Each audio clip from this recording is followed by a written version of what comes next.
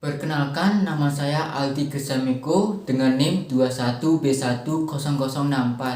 Di sini saya akan menjawab soal yang pertama. Kisah dari Santoso tersebut adalah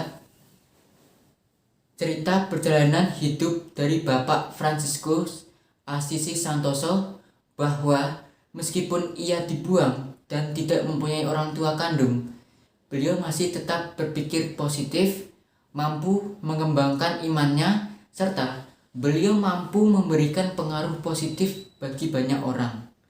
Soal yang kedua, pesan moral dari dialog tersebut adalah dalam hidup ini jangan hanya melihat sisi negatif dari kesalahan kita, tapi lihat sisi positifnya. Seperti penderitaan itu berguna untuk membentuk pribadi yang lebih kuat dan lebih percaya dengan Tuhan. Jangan pernah menyerah dan pasrah ketika menghadapi penderitaan. Teruslah bersyukur atas kehidupan ini. Soal yang ketiga, makna penderitaan manusia dari sisi spiritualitas. Pengalaman hidup manusia dibagi menjadi dua, yaitu kebahagiaan dan penderitaan. Kedua pengalaman ini sifatnya mutlak, pasti ada dan nyata. Karena itulah dinamika kehidupan manusia. Terkadang kedua bagian tersebut dapat kita analogikan dengan rasa manis dan pahit. Manis itu sukacita dan pahit itu penderitaan. Bagian pahit yang adalah penderitaan inilah yang selalu dihindari karena tidak mengenakan bagi semua orang tanpa terkecuali.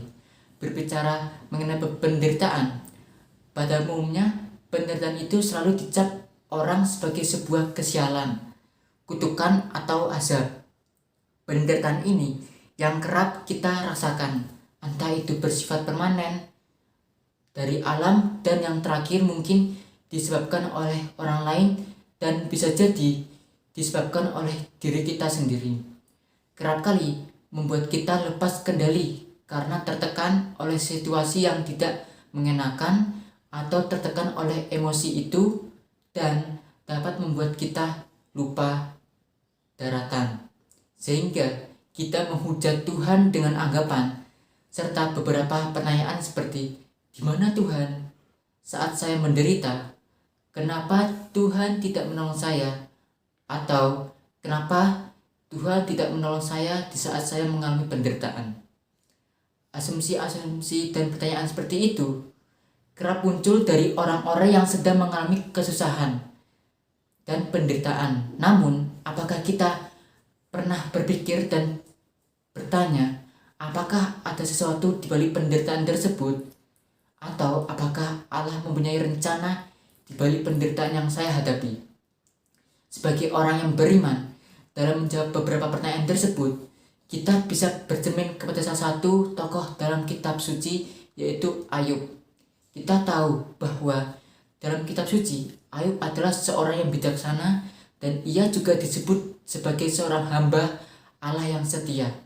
Kesetiaan dan kepatuhannya kepada Allah, inilah yang membuat imannya diuji oleh Allah melalui iblis. Melalui iblis inilah Ayub mendapat cobaan yang begitu besar, mulai dari kematian seluruh anaknya, kekayaannya yang hancur, serta penyakit yang menimpanya.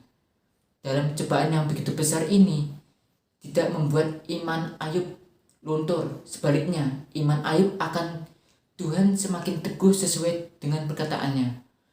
Tuhan yang telah memberi, Tuhan yang mengambil, terpujilah nama Tuhan.